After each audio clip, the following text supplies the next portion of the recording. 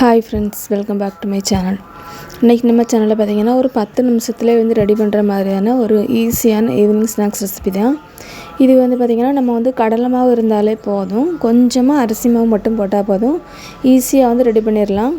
அவ்வளோத்துக்கு டேஸ்ட்டாகவும் இருக்கும், சூப்பராகவும் இருக்கும். உள்ளாடி பார்த்திங்கன்னா நல்லா சாஃப்டாக இருக்கும், வெளியே பார்த்திங்கன்னா நல்லா கிறிஸ்பியாக இருக்கும்.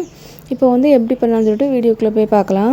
அதுக்கு ஃபஸ்ட்டு பார்த்திங்கன்னா ஒரு பவுல் எடுத்துடுங்க. பவுல் எடுத்துகிட்டு நான் அன்றைக்கி கொஞ்சமாக தான் பண்ணுறேன். ஒரு அரை கப் அளவுக்கு கடலை மாவு எடுத்துவிடுங்க. இது கூடவே பார்த்திங்கன்னா ஒரு கிறிஸ்பினஸ்க்காண்டி ஒரு 2 டேபிள் ஸ்பூன் அளவுக்கு அரிசி மாவு, நார்மல் பச்சரிசி மாவு தான். அதுக்கப்புறம் பார்த்திங்கன்னா கொஞ்சமாக சால்ட்டு போட்டுவிடுங்க. இப்போ சால்ட்டையும் போட்டாச்சு. சால்ட்டு போட்டுட்டு பார்த்திங்கன்னா இது கூடவே பார்த்திங்கன்னா காயப்பொடி, நம்ம கடலை மாவு எடுத்துருக்கனால காயப்பொடி போடணும் கண்டிப்பாக. அது கூடவே பார்த்திங்கன்னா சோடா உப்பு, கொஞ்சமாக ஒரு பிஞ்சு அளவுக்கு சோடா உப்பு போட்டுவிடுங்க. சோடா உப்பும் போட்டுட்டு இதில் பார்த்திங்கன்னா ஒரு டீஸ்பூன் அளவுக்கு வத்தல் பொடி. வத்தல் பொடியோட காரம் உங்களுக்கு அதிகமாக வேணால் இதோட கூட அதிகமாக போட்டுவிடுங்க. அப்புறம் பார்த்திங்கன்னா கட் பண்ணி வச்ச கருவேப்பிலை கொஞ்சமாக, ஒரு சின்ன சைஸ் உள்ளி பொடியாக கட் பண்ணி போட்டிருக்கேன். கூடவே மல்லிக்கீரை கொஞ்சமாக கட் பண்ணி போட்டிருக்கேன்.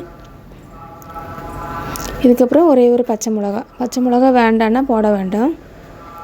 இப்போ எல்லாமே போட்டதுக்கப்புறம் நல்லா சூடான எண்ணெய் ஒரு 2 டேபிள் ஸ்பூன் அளவுக்கு ஊற்றுங்க.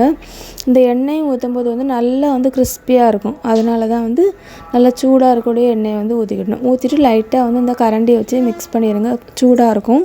அதனால தான்.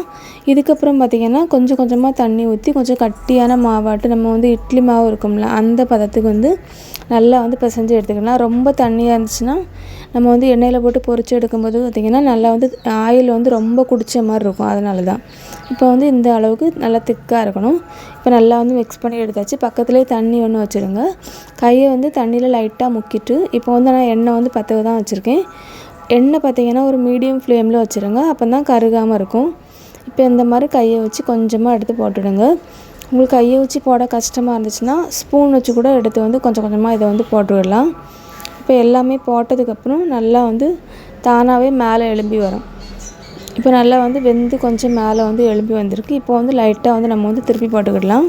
நல்லா கலர் எல்லாம் சேஞ்ச் ஆகணும். அது வரைக்கும் நல்லா நம்ம எண்ணெயில் போட்டு பொரிச்சு எடுத்துக்கிடலாம்.